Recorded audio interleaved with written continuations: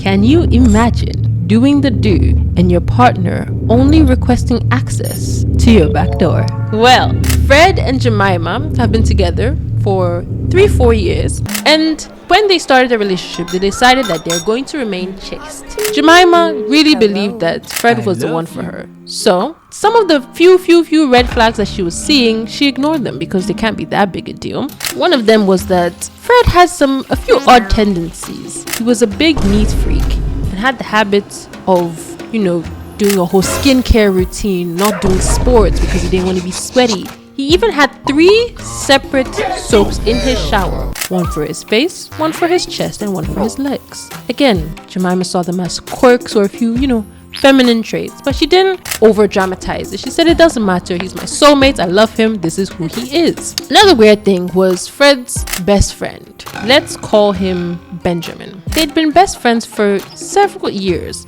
but they did everything together. I find it a little odd. I mean, they're grown men. But again, he's his best friend and she met them like this, so she just let it slide. Eventually, Fred popped the question and proposed, and Jemima in all her excitement said yes. So we were ready for a happy time. They planned their wedding. It was going to be a big celebration, a big affair in the town. Love, match, everything's going well. So eventually, they get married. And for their honeymoon, Fred says, I have decided that we'll go to our countryside family home owned by my father for our honeymoon. Of course, it wasn't the tropical Bahamas trip that Jemima was hoping for, considering how wealthy his family was. They can spend some real quality time as husband and wife. So they head off to the countryside, and as their first marital night together, they're planning for the jiggy. They get ready, and Fred's little soldier is not standing at attention. It is not ready for action. They try a few different things, and performance anxiety, nothing is working. Jemima says, it's fine, we're both new to this and we're both a little nervous, so we'll try again another night. Let's go to sleep. They both go to bed. 2 a.m., 3 a.m. Jemima's woken up by some random sound. She sees Fred getting out of bed and assumes he's going to the kitchen to grab a glass of water. She hears him leave, but he keeps going all the way to the front door of their room. She doesn't understand. That's a little odd. So she decides to follow him. Just as she's opening the door to their room, she peeks out and sees Fred entering a different room down the hall. Now that's odd. So she again follows Fred and stands outside the unknown door for a minute, trying to figure out what he's doing there.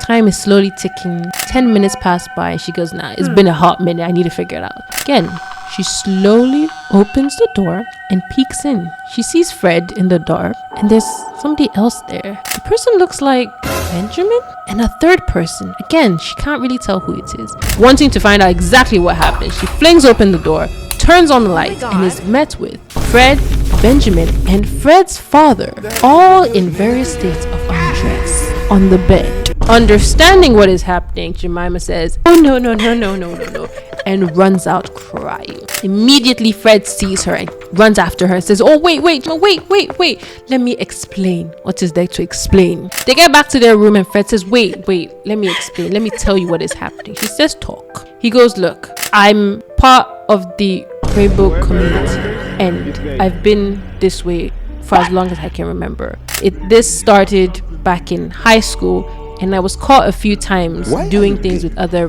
men and boys, and it wasn't looking good. So I hid it. I didn't want people to find out. I didn't want to be treated the same way. I hid it. And Jemima was like, so why are you with me? What is going on? He goes, well, Benjamin is basically my partner in that way.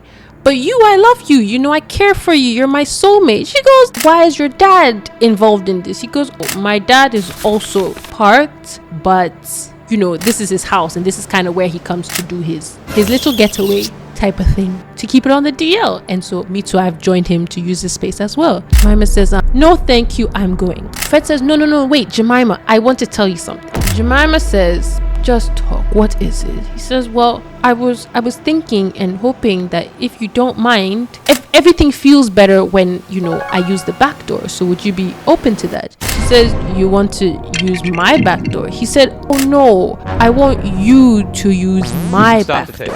And that's Jemima's Entangled Web. What would be your next steps? That's all I've got for you guys today. Happy New Year. Take the story with you into 2025. And I'll catch you guys in the next episode.